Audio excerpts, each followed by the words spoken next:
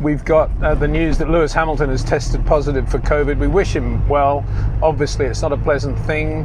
As Zach Brown said, it has to be taken very, very seriously, as Zach said in the interviews we did with him a couple of weeks ago. Yeah, and it's unfortunate that Lewis has tested positive. I mean, from what I understand, it's traced back to, got to stop for a horse crossing here. It's very nice, look at that, beautiful. It's unfortunate that Lewis has tested positive, and I understand that it was due to a contact he'd made before he left for Bahrain in the UK, I think, maybe, or somewhere in Europe anyway. But just to give you an idea of how the teams are operating at the moment, and how I think how efficient Formula One and the FIA and Liberty have been in making this championship happen. If you're a driver in a team, basically you live within your bubble, and that might be you and say 3 engineers. After the race, you go back to your hotel, you stay in your room, and you then go down to dinner to an enclosed room specially for your bubble, and you have dinner with your 3 engineers, and then you go back to your room basically. Obviously there's some workout element to it, but it's pretty restrictive, and it's on the road after a while. Yeah, you can watch TV, you can do this, you can do that, but it does get pretty monotonous for sure. And all credit to the teams in the way they've been living this life during the course of the season, and for the way they've put this championship together. Okay, this race, I think it's kind of fun that we have this Sakhir Grand Prix, which is obviously going to be slightly different from most. No Lewis Hamilton, strange circuit, 54-second lap, night race. But, you know, if you're going to, I'm being cynical, I suppose, but if you're going to miss a Grand Prix and you're Lewis Hamilton, miss a Grand Prix after you've just clinched the Drivers' and Constructors' World Championship on a circuit which doesn't look that interesting, and on which you've just won a Grand Prix the previous weekend anyway. So you can kind of still enjoy that. So I can't imagine, yeah, I mean, obviously he's upset and he would want to race, I would guess, but, you know, if you're going to miss one, this would be the one to miss if you're Lewis, I would have thought. Mercedes hasn't been announced who they're going to replace him with, but the candidates, they've got 2 good guys in Formula E, Stoffel van Dorn and Nick de Vries, so it'd be one of those 2, I would imagine, although it'd be lovely to see Nico Hülkenberg in the car, I think. Lovely to see Nico. Equally, wouldn't it be brilliant if Williams said, okay, we'll release George Russell for one race and we'll race Jack Aitken? I'd love to see that happen. Or alternatively, Racing Point saying, well, we've kind of messed up Sergio Perez's career, we'll release him for one race to have fun with Mercedes, and we'll race somebody else. But I don't think those 2 things, I mean, maybe Nico Hülkenberg, that would be really good, wouldn't it? He deserves another chance, I think. So, and then we've got the news that Pietro Fittipaldi will be replacing Romain Grosjean, who's recovering well from that amazingly horrific accident. And Pietro, I think, a very talented driver. I mean, we've last seen him race really in the that funny 3.5 series that doesn't exist anymore, but he dominated that a couple of years ago, and 3 years ago probably. But he is talented and he's very good, and he's a good guy.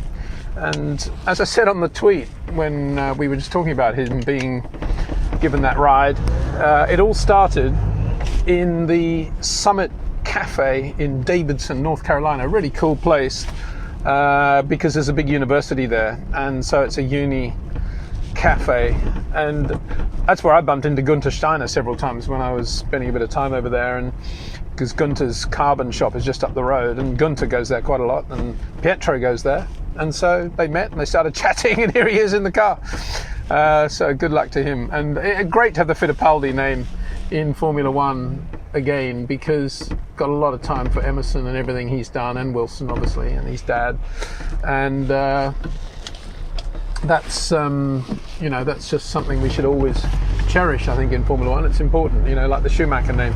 Speaking of which, I think we've got the news today that Nikita Mazepin has been signed by Haas Ferrari for next year. Well, that's good, I think.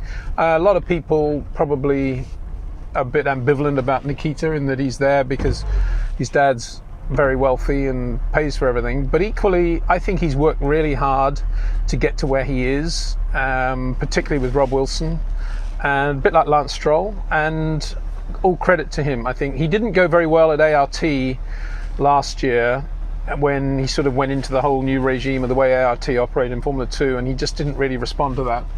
He needs good people around him.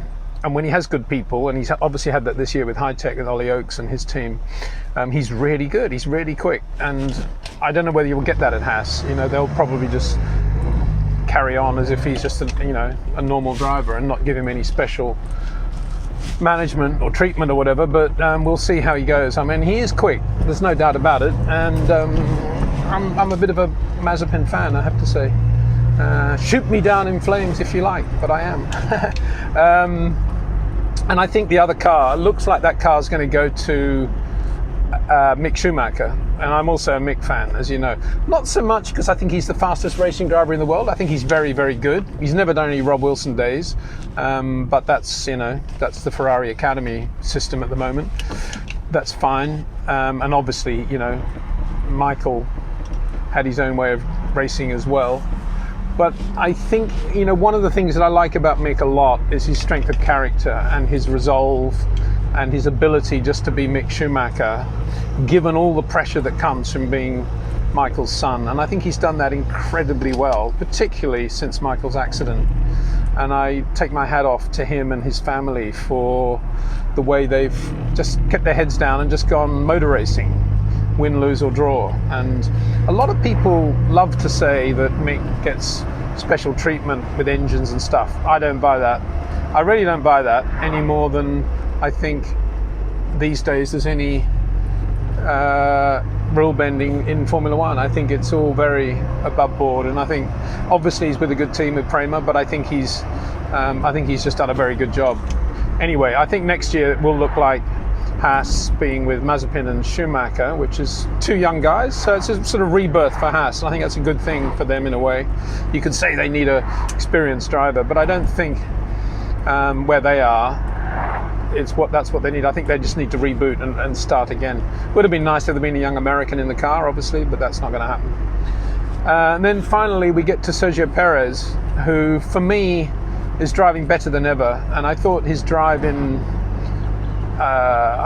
last weekend was just maybe the best of his career in terms of where he was, how he drove the car, right on a thin ribbon of performance all day. It was an MG UK failure that stopped a massive MG UK failure, like 1.5 laps warning, the car lost power and that was it, bang.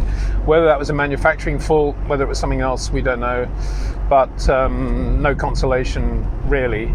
And it'll be absolutely horrendous, I think, if Formula One doesn't have Sergio Perez next year driving in something quick. And the only available car now, as far as I can see, is the other Red Bull. And I just really, really hope Red Bull do the right thing and put Perez in the car, because that would be really good. Max and Perez, and it'd be good for Formula One, be good for everyone.